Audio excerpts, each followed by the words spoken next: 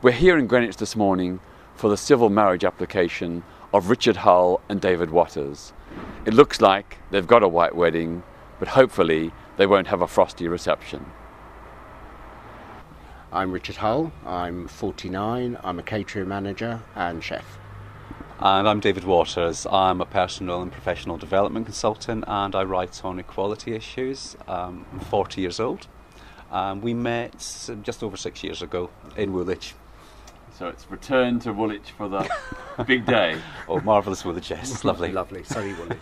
And with all the snow, you're getting a white wedding as well. Well, a white non-wedding probably. Yeah, what do you expect is going to happen when you go inside? Well, we've already seen 5 couples make applications for civil partnerships or marriages, and obviously they've been refused because the law, as it stands, won't allow for that to happen. So we expect the same, really. Okay, well, good luck and fingers crossed. Thank you very much. Peter. David and Richard are the 6th couple to file applications at register offices and the 4th same-sex couple to do so. They're also the 2nd couple to file an application here at Greenwich.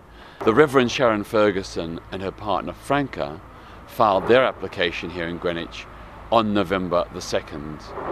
They were refused, and that's sadly what we expect will happen to Richard and David as well.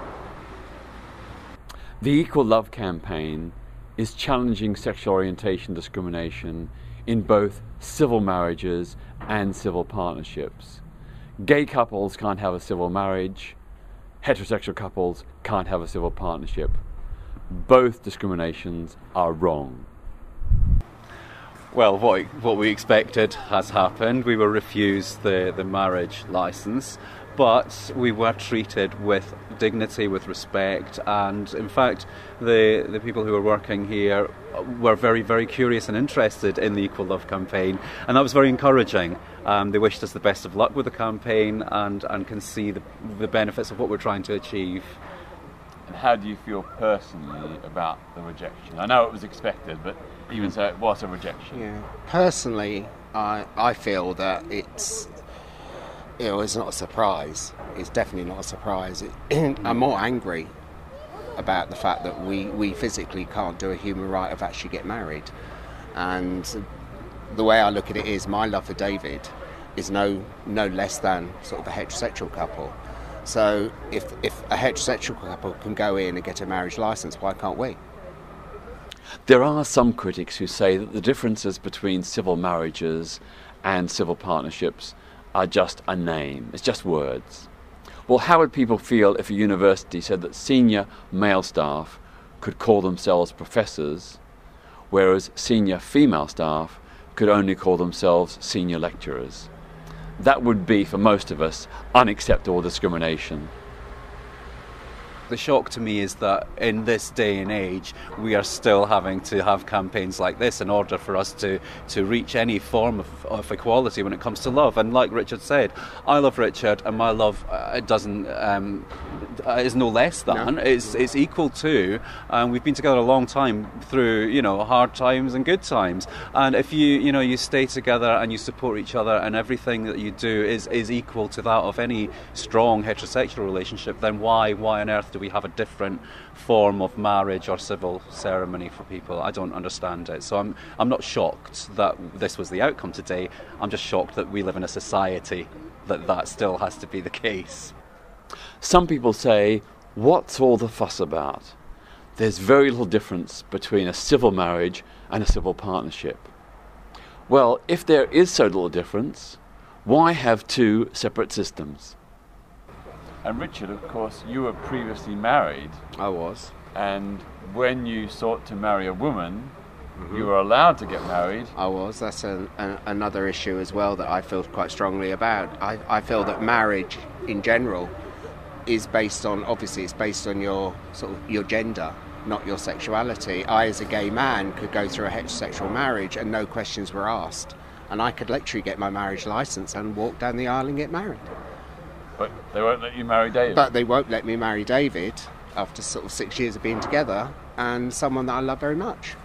And it's just not allowed. So what about the future? What happens next?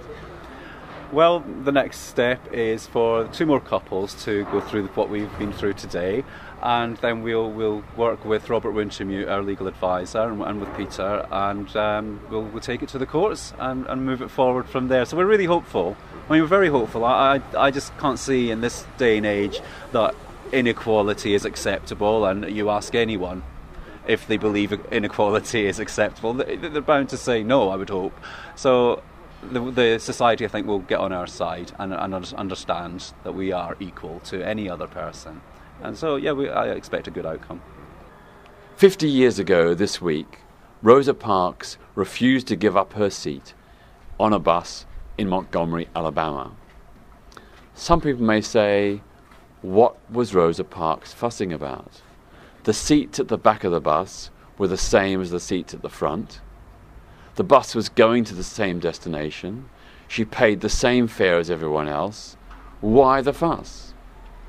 The fuss was about the fact that Rosa Parks and other black Americans lived under a segregated system where white people were able to sit at the front of the bus, but black people had to sit at the back.